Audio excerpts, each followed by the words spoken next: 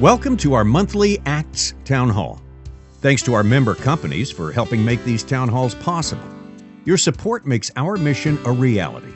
Together in safety, stronger in collaboration. The ACTS Town Halls are an open forum to discuss concerns and present potential solutions to improve damage prevention and excavation safety. These town halls are meant to be a discussion, and you're encouraged to ask questions and share solutions. A recording of this town hall will be posted on our YouTube channel and sent via email after the town hall has concluded. Before the end of the town hall, each of our panelists will highlight a moving forward step to ensure we stay focused on practical and impactful solutions. We are pleased to have a knowledgeable and experienced panel with us today. So to get us started, our moderator will begin with brief introductions. Hello, everybody. My name is Roger Cox. I'm the facilitator of this particular town hall today. Not always a facilitator. As a matter of fact, I like not being the facilitator, but today I'm going to be. All across the country, I visit with folks. I hear consistently one of the problems for high level of damages is out-of-state contractors or subcontractors coming in, not knowing the dig law for that particular state, and there's all kinds of violations and damages as a result.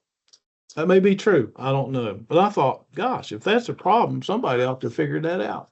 So how can we get these people to know what the law is? You can't train them one at a time, so you have to have a better system than that. So when I started researching it, lo and behold, I wasn't surprised to find out that New York had already thought about that quite some time ago. So we've invited a panel of folks to discuss this question, and I'm going to ask them to introduce themselves right now. We'll start with Trey Crawford. I'm Trey Crawford, co-owner of Grady Crawford Construction Company in Baton Rouge, and we're do underground utility construction, kind of southeast U.S. is kind of our main market, and I'm very active in the Louisiana One Call and the our dig law committee, co-chair or vice chair on our dig law committee. Thank you, sir. Raj? I'm Roger Sampson. I'm the executive director of New York 811. New York 811 is we are responsible for the area of New York City and Long Island. There are 2 notification centers in New York State, and we cover what we call the downstate New York City, Long Island region. And Brent. Brent Salzman, Executive Director of Louisiana 811. Thank you, brother. And Miss Katie. Hi, my name's Katie Fabbis, and I work for Bank Construction. We are also an underground utility contractor based out of Long Island, and we do all sorts of work anywhere from one end of the island all the way through the city. So I'm in safety compliance. I'm the manager of that department. I thank y'all. I'm going to ask you some questions, and if I don't ask the right question exactly, just try to anticipate what I'm trying to get to and help me out, okay? Raj, let me start off with you, simply because I think New York may be the first state to have done this.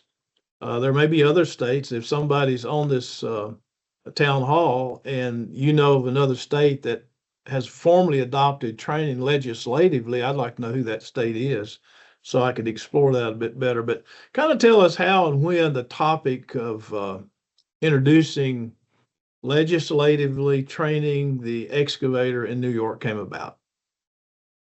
Well, as you know, being part of the industry for as long as I have, it's been it's common knowledge that through training and education, you get a more enlightened and a better crew when working out in excavation. One of the challenges that we had in New York was both centers offered training and education to the excavator, but it was voluntary. And through that, you're only getting a small sample of the potential of excavators who are out there digging. The thought process behind was an awareness effort of all of the requirements needed for excavating around buried facilities. So back in 2017, it was legislation was presented to New York State, and in 2018, it was signed in November of 2018. It was signed into law. It passed the Assembly and the Senate, and it was signed into law in November of 2018 with an effective start date of May 4th, 2019. And that was dictated legislatively. And basically, it stated that any operator of underground facilities who contracts excavators is required to have those excavators take a training and education course from either of the one-call notification centers. And as well as also spelling out that any governmental agency, local governmental agency that contracts excavation work, those excavators have to be trained as well and certified.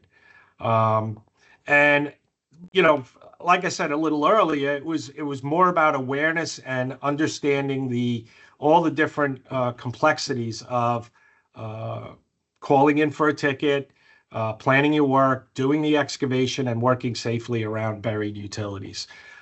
Really, that was the linchpin for doing this. So Brent, follow up with that. So as I said, New York was the first that I heard about, and then you told me you guys were pursuing that, and I thought, wow, that's cool. So why did you do that? And what do you have any particular expectations? What was the motivation in Louisiana? Well, sure. Well, first of all, we're all about plagiarizing good ideas. And that's all what our friends had in New York 811. And back in early 2020, I really liked the idea. I actually took New York 811's online training tool, and I said, we need to implement that here in Louisiana as well. So with the help of One Call Concepts, which Roger Sampson in Louisiana, we both use the same contractor. They created our online training tool. We modified the scripts because they had to be changed for Louisiana law to reflect that.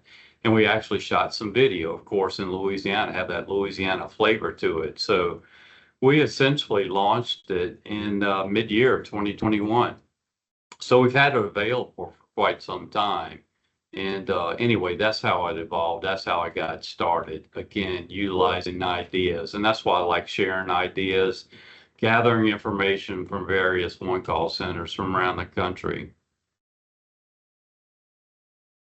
I guess when I first heard about this, I thought, so how's a contractor? As I remember, in New York, you certify every 5 years. Yes. Louisiana is an annual certification. And so when I thought about that, I thought, well, how in the world is a contractor going to be real proud of this? Legislatively, Katie, I don't know if you were involved in it in 2018, 2019, but from your perspective and having lived with it for a while, what's the excavating community think about that kind of required training? I think initially, if we're being honest, it felt a little intimidating, just based off of, you know, if you consider the sheer number of certifications and qualifications that are needed just to step foot on a job site. In New York, at least, it can feel daunting just adding one on. But honestly, then having gone through the training, even if we're using Roger and his liaisons to have an in-person training, or if you're taking the online training, we found it to be very easy, but also comprehensive. It was a very, very good course. So much so that when 5 years came around and it was time to re-up and requalify, recertify, it really was not intimidating again. And it was welcomed. We attended 1 or 2 sessions in person, and then we also had some sessions done online. So overall, it was taken on well by our workforce, at least. Trey, I understand you were sort of helping lobby to some degree for this piece of legislation, which I thought was odd for an excavator. So I know you've told me that there wasn't a whole lot of opposition for it, maybe some concern, but do you ever see the possibility of this training being tied to an excavator license to work Well, in that's this area? what, yeah, I mean, we're already have to be licensed to work here. As Yeah. Katie mentioned, we got to be CPR first aid trained, competent person in excavation, competent person in confined space, defensive driving, all the things that Mm-hmm. we're mandated that we already do. I had concerns, but I brought it to Associated Builders and Contractors, Associated General Contractors, and I expected more kickback than I really received.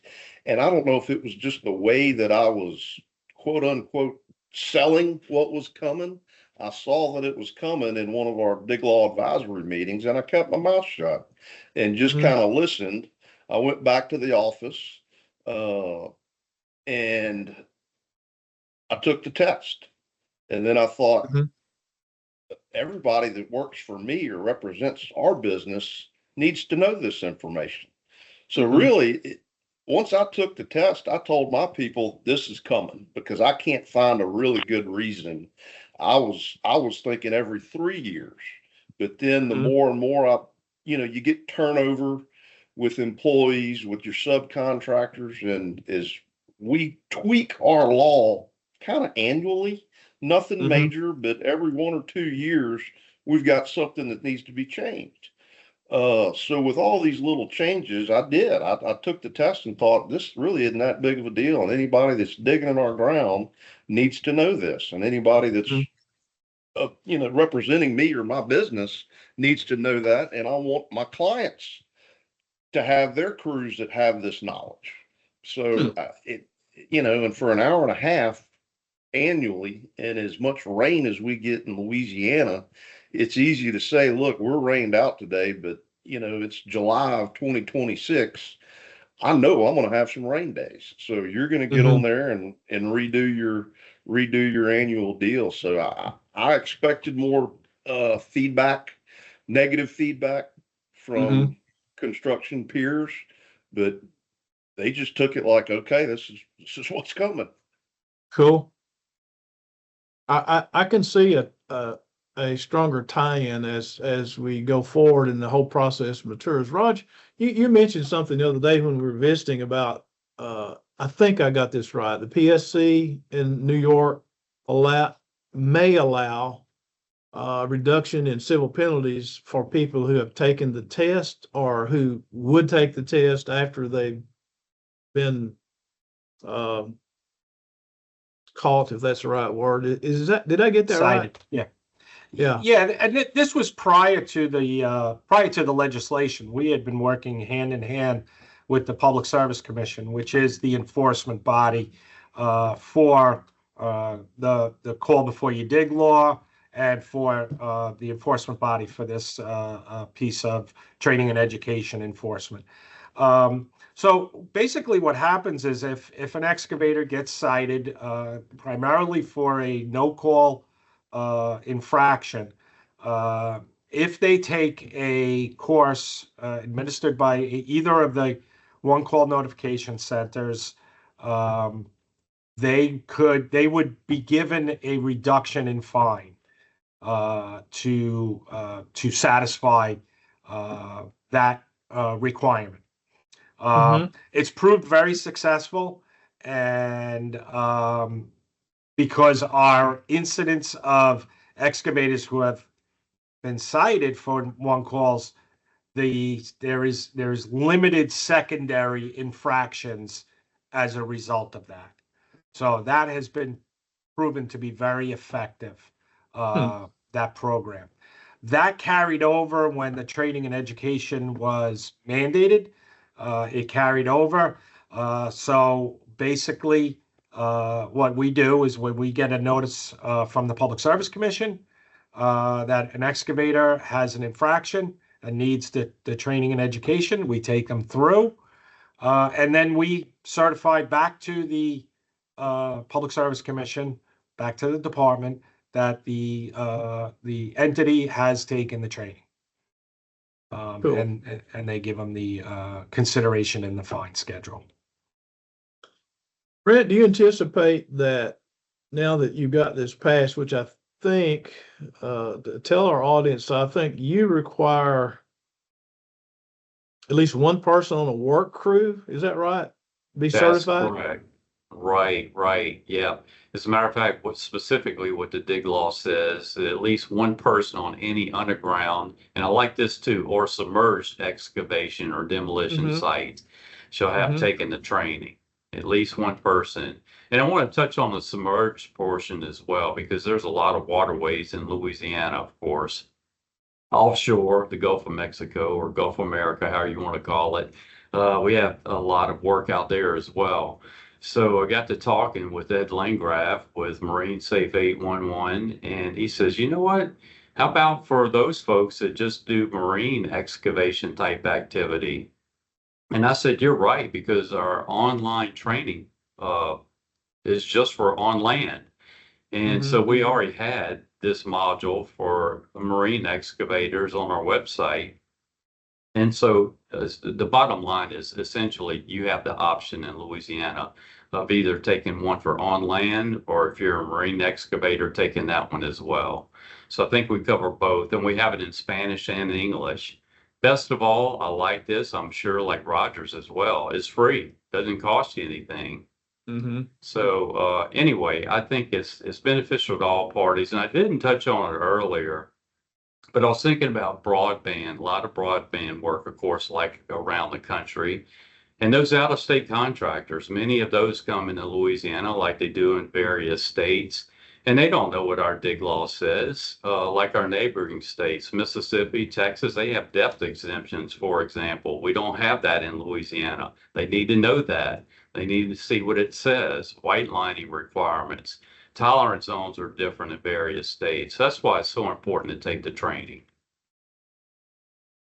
Yeah, one So- of the things that I touched upon earlier, to reinforce what Brent was saying, is that we do have a lot of states that come into the New York region to work, excavators. You know, the way the law is crafted, if the facility operator, like a fiber company, is contracting the excavation work, they're required to take that training before they start any kind of work. So if they're coming from out of state, part of the requirement under the contract is they have to take this training. We have seen training from all over the world. We're able to track the online training, where it was taken, all over the world, as far as Australia, UK.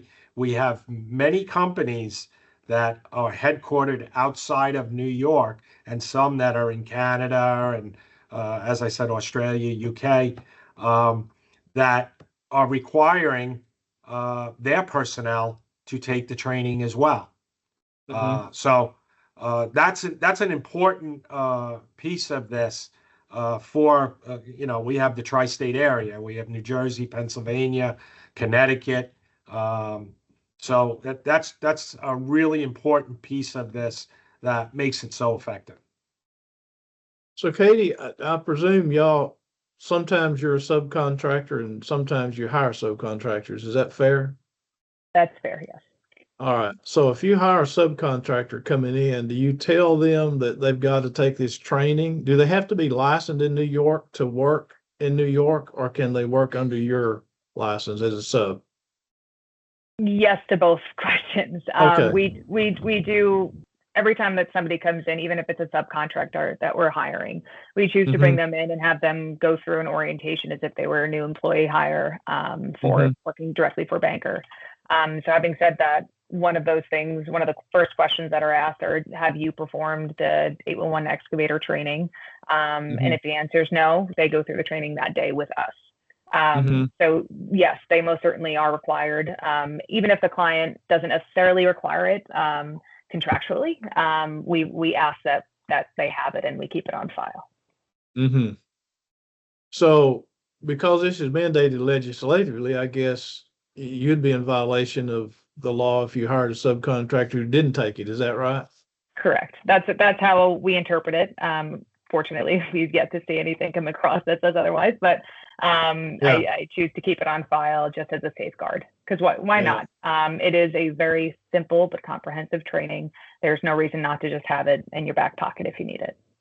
Got you. Trey, so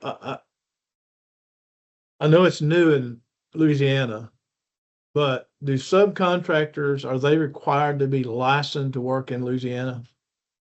Yes, yes. Any work under, I think it's $50,000 threshold, they've got to be licensed. So if you bring some subs in to help you with a major project going on, I mean, that would be one of the very first steps in the onboarding of getting them to work for you in Louisiana. It would just happen because it's legislatively mandated. Is that correct? Yeah, I mean, I think, and Brent can correct me if I'm wrong, but our law went into effect August 1st. And Brent, do you have to have the training to get the dig ticket? No, Okay. no. Yeah, you don't have to get the dig ticket, but you should have one. Yeah, no, I Yeah. agree. Yeah, you should have one, but it's not a prerequisite. Yes. So And yeah, is probably the right word, right, Brent? Because Yes. if you're going to require them to take the training, you got to require them to take the training. You can't suggest they take the training, right? Right, right. Is that the yeah. reason you mandated it, Raj? The mandate was because we wanted to make sure that we're capturing all of the potential excavation activity with excavating companies coming into New York to make sure that they're taking it. That's really why it was mandated. So can a public service commissioner, or not commissioner, but an inspector, can they go on a job site anytime they want to and request to see a dig ticket? Yes. They also go to job sites and request to see certifications of training. Are they both, uh, I know they're a violation, but are they enforceable? Are there penalties associated with not having a dig ticket? I know there are. Yes. What about the certification? Certification, I have not, they haven't spelled it out in the legislation what those penalties are. And I believe it would be up to the department to administer those penalties.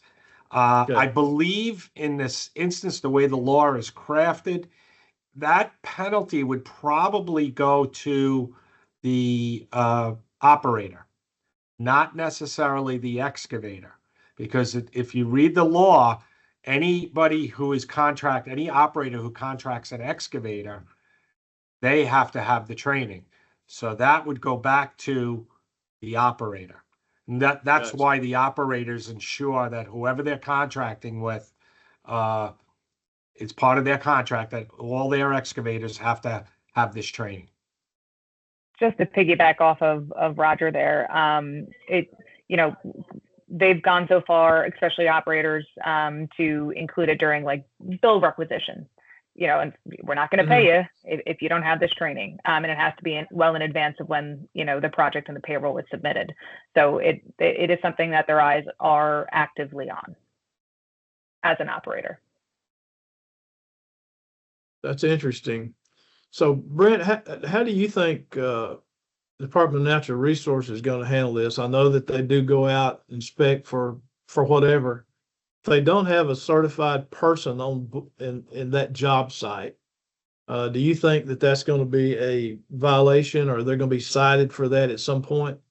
Initially, I think what they're going to do, because I talked to Steve Giambroni, he was instrumental. He's the commissioner of that agency, which is our primary enforcement agency, by the way, for those who don't know.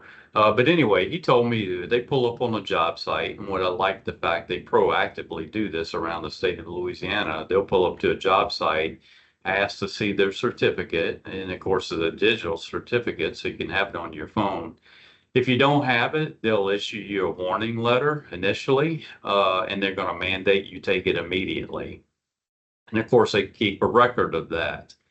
If they come back and see you haven't taken it, then there's going to be a fine for it. They can issue a citation, and they don't like to cite anybody, but they want to correct poor behavior. And I talked to Stephen Giambrone yesterday, and he told me that it's probably going to be about $250 is what the initial citation is going to be. And of course, it can escalate after that. They see multiple violations from the same firm. It can, increase from there. So yes, it is enforceable. And I do like the fact that they are a great enforcement agency. And again, they just want to protect folks. They don't like to issue citations, but for behavior, yeah, they will try to rectify that. And keep in mind, they only enforce the dig law in Louisiana as it pertains to pipelines. So if there's a pipeline in the area, they can enforce the dig law. And of course, in Louisiana, there's pipelines everywhere. So you can hardly go anywhere where there isn't a pipeline. But anyway, that's how it works here. Is that pipeline and gas distribution? Correct. Both? Yes, correct. Yeah. It is it pipeline and gas distribution in New York as well, or is it all utilities? It's all utilities. It does not carve out pipeline. Okay, so looking at some of the chats, trying to stay up with some of that because they're asking some interesting questions, and some are actually on the topic. One of them was, given all the broadband that's going on, is there training types that are focused on in your training, or does no matter what kind of work you do, it's the same training? That's the question. So, Rod, why don't you kick that off? So to be broad on the training and education as it's listed in the legislation, we don't get to specific types of excavation. It's very broad-based, but comprehensive to all of the processes and the policies and the laws that pertain to excavating around underground utilities. We don't carve out anything. I like what Brent said about the waterways, and I actually going to start to include that with our legislative session that we're going to be getting involved with come January, the subaqueous facilities. And then I can understand potentially having a requirement to have specific training for subaqueous excavation and what those procedures are. So that Brent, you just got my mind going a little bit on that, and I think that's that would be a great addition. So going back to an earlier thought, Trey, that we were discussing the possibility sometime in the future, and it takes more than just an 811 or dig law committee to make this work. Obviously, it's going to require a tremendous relationship with licensing boards in the AGC and the ABCs of the world to actually have this kind of training, or even stronger training in the future, be an integral part of a contractor's license to work in the state. In other words, it just becomes part of that. I mean, I know you can't speak for the entire excavating world, but what are the disadvantages of having that discussion? Because we have that discussion all across the U.S. People are wanting to tie 811 training to contractor licensing training. And I know that you guys are interested in competent excavators, but oftentimes that only has to do with how you operate the equipment and not do you know the law. So do you see that there's any possibility of creating relationships like that? I don't, but my reason behind that is I've got the contractor's license. And if I've got 350 contractors, my own contractors, my own employees, I got to manage all of them. I like the idea that I can put this on a foreman that's running that backhoe that does not have a contractor's license. We'll never have it. We'll never have to pay the insurance. We'll never have to get deposed for a lawsuit. This guy's just or girl's a bore rig operator, and I've got the contractor's license. So they need to know the in the field laws, and say in the contractor's license world, I need to know the appropriate means and methods of building a building or building an underground, sewer project, water project, telecom. So I don't think it is tied. Because my license, I can't take my Louisiana license and go do work in Mississippi. I got to have a Mississippi license. Sure. I can't go to New York and bring my Louisiana, so I've got licenses in the Southeast US and in New Mexico, but I don't take, it's a different, you put on a different hat when you go into a different state to work. So, I wouldn't want to carry my Louisiana ID card that I've done the Louisiana 811 and then go to Mississippi and say, well, I've got this. And they're going, yeah, that's great in Louisiana. That doesn't do you any good over here. And that's part of the reason this law came into effect, is because we had so many out of town broadband contractors, and they were tearing up a certain municipality in Louisiana, and the parish, or I guess county, depending, said no more. Sure. We're going to issue, I think it was 1,000-foot permits is all they would issue. And every person on that, or a person on that job, had to have this particular certification. And it just kind of steamrolled basically into law. But I don't think having them tied to your license is, in my opinion. But and another reason, the law changes so often.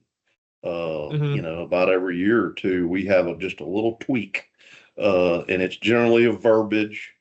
We're not lawyers, so there's a lot of shalls that should be mays and vice versa. So I think just with how everything changes, I personally don't see them tied to one another. Yeah, And Roger, I was asking for your personal opinion, so that's perfect. Thank you. I was gonna chime in with that. Interestingly enough, to obtain a contractor's license in Louisiana, the business and law portion of it, you have to have knowledge of our organization. There are a few business and law questions you have to answer, which I think is fantastic. So I do like the fact that we have that. And to Trey's point, we changed our law 18 times in Louisiana since 1988. And again, I think that's another reason why you got to take this thing annually, because we're constantly changing our law. So anyway. Well, that's an excellent point. Yeah, that's an excellent point. And that's the reason why a national approach is not the best approach in my estimation, simply because some states are more vigorous in changing their law than other states. So I certainly see this working best as a state mandated kind of a law. So Katie, you've been exposed to this training for some time now, and so I'm wondering what feedback, if any, have you heard from your subs coming in, or just in general contractors in the state, when you guys get together and us 811 guys are not in the room and y'all can say what you want to say. Come on, tell me what's going on. What's the feedback? I hate to always be so positive, but honestly, extremely, extremely positive. I think it gave the boots on the ground labor force a tool, right? I'm coming from a damage prevention background. I've attended back then, it used to be what we called a damage prevention committee meeting, but now a CGA regional partner committee meetings. And that was always my tool to kind of go and hash out my quos and ask my questions and come up with, digging safe practices and sit with other stakeholders and get an idea of how they deal with these issues. But this gave my boots on the ground labor force an idea of what that is, other than being a part of our annual training or a part of our orientation and onboarding process. It it really honestly gives a refresher that's needed on top of what's just included in our internal training program. So it's been positive. It's well received. Trying to get anybody in a room after work for an hour or two to go to a training is not always all smiles, but once they go through it, I think, they usually come out all the more happy and just more educated on a topic that definitely needs more light and attention to it on day to day, because at the end of the day, it's about safety, not just the protection of facilities, but the safety of the crew, because that is what we're dealing with on a day-to-day basis. Haraj, it occurs to me, before this was mandated in 2018 in New York, I'm sure you're like every other state. You had folks who were damage prevention coordinators or managers or liaisons, whatever. They were going out and voluntarily training folks who wanted to be trained. Think back to those days and think to these days. I would guess that the number of people who have been trained since training was online and mandated is probably jumped through the roof as compared to the old days. And can you also think in terms of comparing the two for effectiveness? In other words, we have to be concerned about resources. So how do we train the most for the least? We get that. Kind of speak to the issue of training now versus training back then. Yeah, it really is night and day. It was you said it yourself, Roger. It was a volunteer basis. And it wasn't as intensive as it is now. It wasn't as comprehensive as it is now. What we did with the training after the mandate is we took our training that we did prior to and we just expanded on it. Our training today is a 5-part training curriculum, and you can't advance to the next part unless you pass each part, and that requires the student to actually pay attention, because if they're not paying attention, then they have to go back and play the whole thing over again. There's no shortcuts in this. And, we back then, before 2019, we didn't offer anything online. It was all in-person training. So we had on average of about 17 to 1,800 students a year prior to the mandate. After the mandate, that number exploded to close to 8,000 a year taking the training. Since the mandate, we've trained over 30,000 excavators since the mandate, and we offer it as Brent has said. We offer it in Spanish, and we offer in person. And one of the things we're very proud of is no matter what version you take, whether in person or online, it's the exact same version. There is no altering. When our liaisons have to give this training, everybody in the room has to pass that first module before they can go on to the second. So there is a reinforcement on each module that happens as a result of the in-person training. So when I say overall, the online is about 74% of the volume that people take the training online, and about, what's that? 74%. That's pretty impressive. Yes, take it online, and about 4% take the Spanish. And to us, that's a win to be able to offer this in Spanish. It reinforces what Katie is saying. Is the boots on the ground, and putting them through the training. To me, is just another set of eyes and awareness at the excavation site. Brent, do you guys anticipate an increase in training? Your training has been online for quite some time. And I wonder, were the expectations when this was mandated that the people already working in Louisiana are going to have to probably take the training, right, to be in compliance? Right, right. Yeah, we don't offer what Roger offers. I mean, we do in-person training as well, but it's not going to satisfy the requirement of this mandate about taking the online training. But of course, there's nothing like in-person training. And again, we'll Sure. continue to do that, want to do that because it's an interactive type of thing.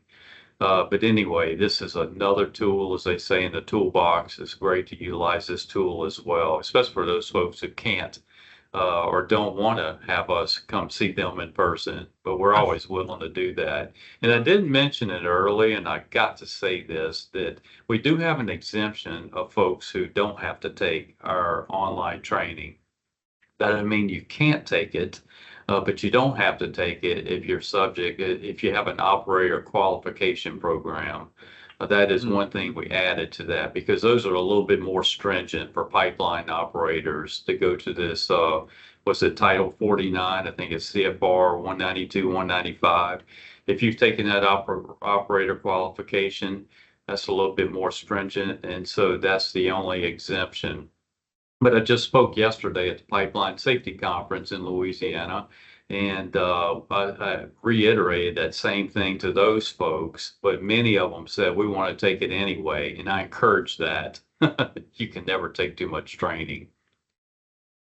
Since your programs are both now legislatively mandated, did somehow there become a governing body that has to approve the training? Or is that strictly up to the A11 center itself? I could speak to New York when this was on the horizon to being passed and signed by the governor. The Public Service Commission reviewed and certified both of the trainings from upstate New York as well as New York 811. The law specifically says it has to be an approved training by the Public Service Commission. So yes, we did have to have them certified that the training meets the requirement. Okay. Yeah, and we don't have to have that. It isn't required here. It can be just a center, but we're smart enough to know that we don't want to make it just that way. So we had the enforcement body review it as well to make sure it met the qualifications and we didn't overlook something. So yes, we had the enforcement agency, which again, primarily the Louisiana Department of Energy and Natural Resources, review it. Since laws are for the most part subject to interpretation, I would think that having an approved governing body put their stamp approval on it would be important. Right. Trey, I'm thinking about this, and every time the excavator gets another group involved in something you guys are doing, which it seems like it's getting more and more all the time. Having a regulatory agency approve the training, did that create any angst for your folks? I know they didn't have an objection to the frequency of the training, but did they give any thought whatsoever to, the expansion of folks who are looking into what you guys are doing? No, not really. Some of that is DNR in Louisiana is very good to work with. And they understand everything. A lot of it too, which I'm sure is similar in other parts of the country, is our operators are also excavators. So whatever they put on us, they got to do themselves. Sure. So, a lot of that just didn't have, and again, I was pretty negative when I left a dig law meeting and they said this was coming. you know, and again, I just kind of kept my mouth shut and went on to Yeah, went on to the office and started debriefing this internally. yeah. And you know, once I took the test, it was just like I want my people to know this. So Mhm.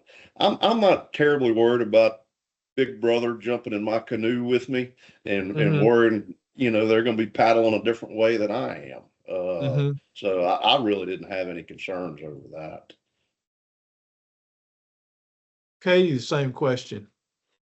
I'm just curious about, from an excavator's perspective, um, do they feel like they've got enough people pushing down on them without having one more group, or is there somehow a tighter connection to being successful by having the connection with 811? I don't think it's necessary, really. We actively participate with 811 and damage prevention initiatives and everything else in between. So I feel like we do a fairly decent job of just ensuring, one, that they have the education in advance of this, this legislative pass in 2018. But also we were participating before in all of this training with 811 before this was mandated. So I really don't think, like Trey was saying, I don't think I need Big Brother kind of in with me on this. I feel like we do a very good job of keeping up with it. I actually feel that New York might have gotten it wrong, and 5 years is too long. I'm Mhm. okay with making it once a year. Uh, Mhm. Again, just kind of piggybacking off of Trey, I want my men and women to know this. Mhm. In some regard, I already expect them to. And if I'm expecting them to, I should be able to give them a resource or something to tap into, a training to have aside from all of the annual trainings that we give for them to use. So I don't think it's necessary. How do we improve the damage ratios? So obviously, training is a key component. We all agree, education and training is a key component. And this is for all of you. We've got a few more minutes that I can before we get to some key takeaways. But how do we improve this? What appears to be out of control damages in each state. Every state I've talked to talks about the number of damages. And so if training alone is not the key, what's next, Roger, from your perspective? This, and I want all of you to answer this question. How are we going to get damages under control if training alone doesn't do it? That's a great question, Raj. My belief is that it has to be shared across the board. We talk as an industry, shared responsibility, but I could point to specifically in New York where there is an imbalance in taking responsibility in the process.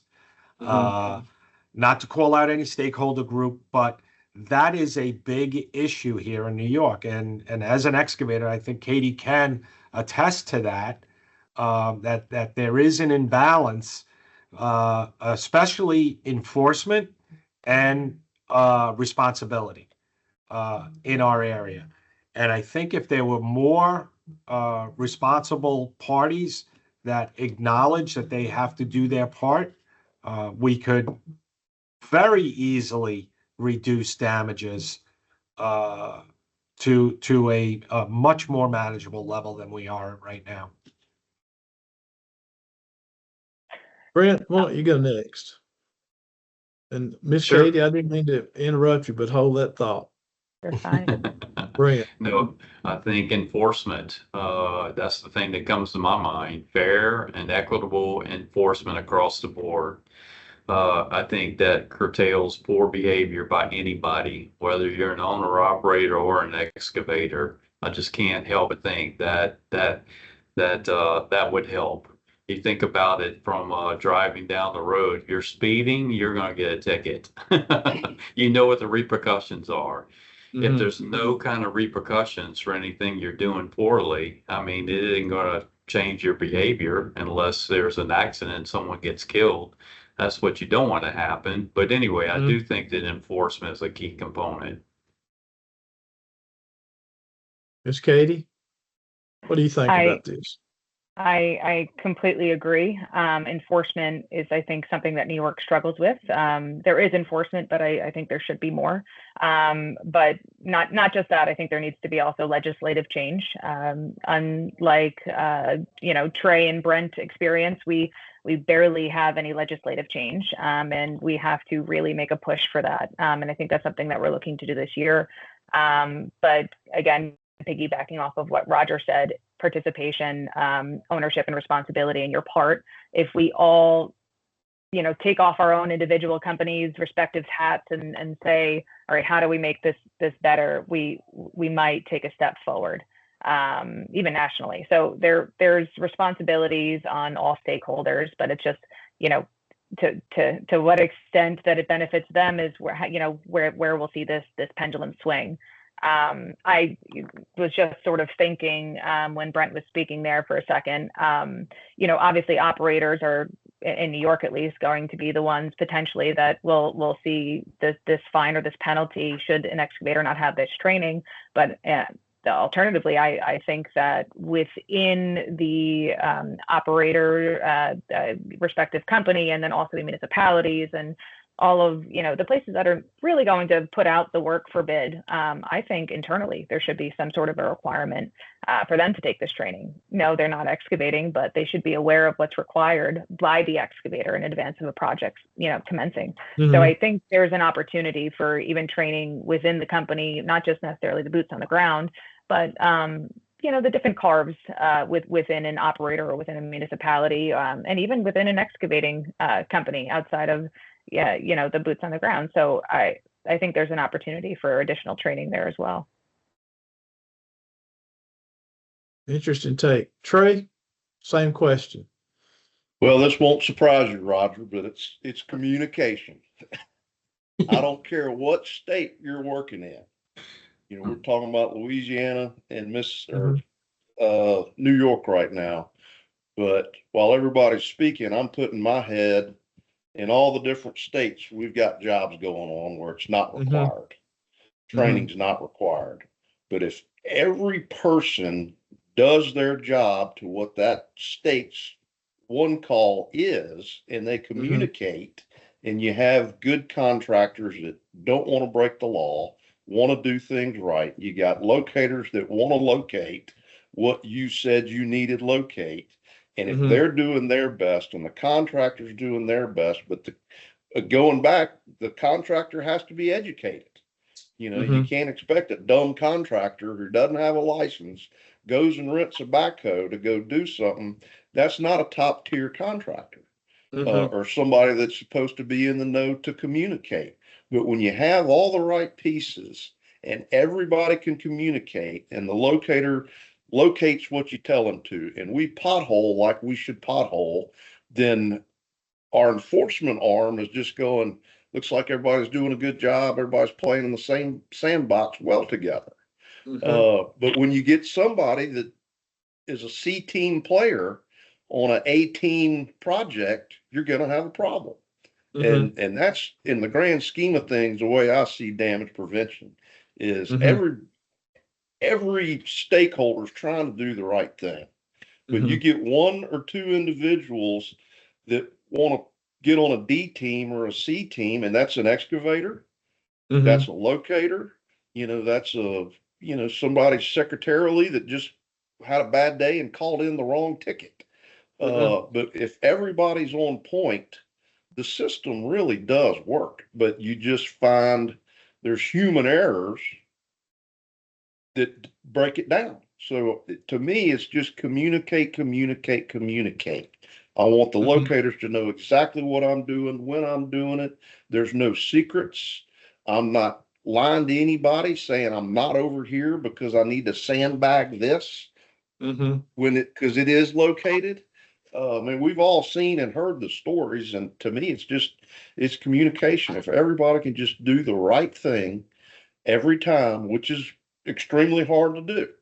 I'm not making light of it, but when everybody communicates and knows what the left leg knows what the right leg's doing, it just seems to work better. Well, I totally agree with that, and I think everybody would. I think enforcement is really not designed for the folks like you're talking about. I think enforcement is designed for folks who just aren't going to do it and you can't make them. And so to minimize your frustrations when you can't make them, there's got to be somebody who can insist that it's done to your advantage or to somebody else's advantage, whatever the case might be. It's a great answer, brother. That's why you and I get along so well.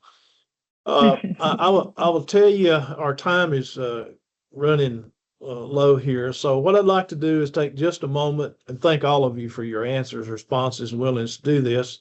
And for all those in chat, we saw your chats and you made some great points, and those will be available to you as well. But key takeaway, if you will, we've got about 6 minutes, looks like. So key takeaway, Raj, from this discussion today. It's great to see another state enact mandatory training, and to see that the excavating community buys into it and recognizes the necessity for it. That's one of the things that I learned when we were going through this process. We really didn't get much pushback from the excavating community. It was more administratively how they were going to administratively handle it. But the takeaway is that, training and education is not a bad word. And in this environment, it's good to see other stakeholders embrace it. Thank you, my friend. Brent? What Roger said. No, to add to that, being informed and educated is always good, no matter what you're doing. I'm a firm believer in that. So one of our main goals, of course, at Louisiana 811 is to have excavators return home safe at the end of the day. That's the bottom line. And this is just another tool in the toolbox, as I alluded to earlier, to assist with that goal. And as I always like to say, your life may depend on it. So it's so important to take advantage of things like this. So anyway, that's what I would say. Utilize the tools that you have available to you. Yes, it's mandated now, but it's for your protection. Thank you, brother. I appreciate it. Miss Katie? Key takeaway. What they said. No, I'm kidding. The key takeaway is obviously safety is the number one goal here, right?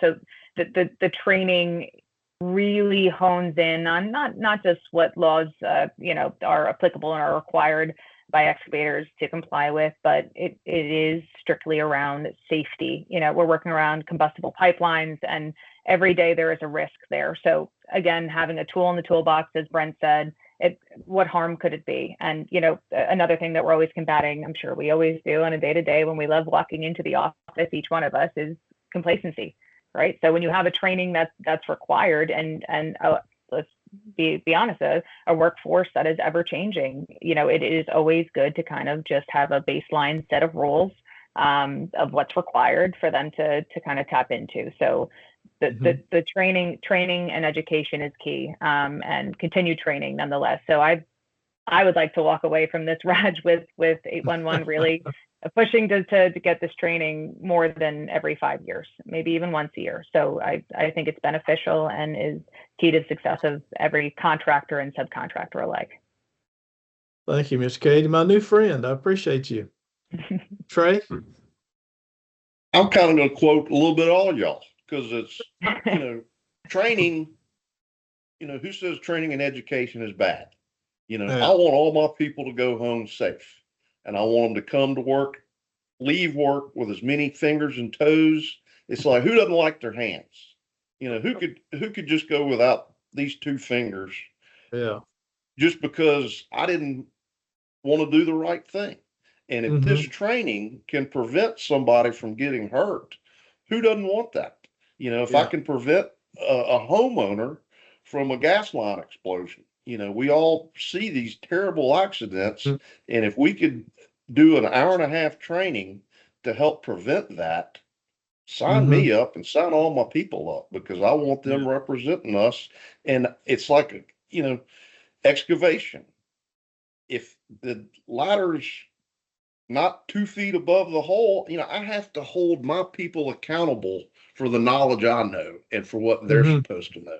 So if I got on the job site and I know something's wrong, I'm going to say it. And if I say, look, you got to pothole this gas line, and they're going, nobody ever told me that. You know, you're going, well, you're not educated enough. So it's the communication, and now you know what your people are supposed to know because they took a test. Not, well, you should know that. You've been digging for 20 years. Yeah. That's the education part of it that I got the feedback from my people that took it was we weren't exactly aware of that. You know, for one or two situations. And these are competent excavators, but they don't Sure. teach you that in competent excavation training. You know, you don't get Right. every state's one call rules. So that's Right. why I think this is a key component to it. Thank you, my old friend. I appreciate you so much. Hey, y'all who are paying attention offline here, uh, fill out that survey that Miss Whitney sent to you a while ago, or the link she sent to you. And let me concur with Jeff Mulligan, who said we're going to talk to you about the damage prevention professional certification program that they've established, and that's going to be an interesting topic at our global summit, September the 16th through the 18th. Hope to see some of you there. We appreciate your input, your insight, and your willingness to do this. I suspect we'll have some other opportunities. Thanks again. Join us the next time. Next summit or town hall is going to be on the topic of, is excavator readiness really a coin toss? Y'all take care. Thank you. Thank you. Thank you all. Thank you.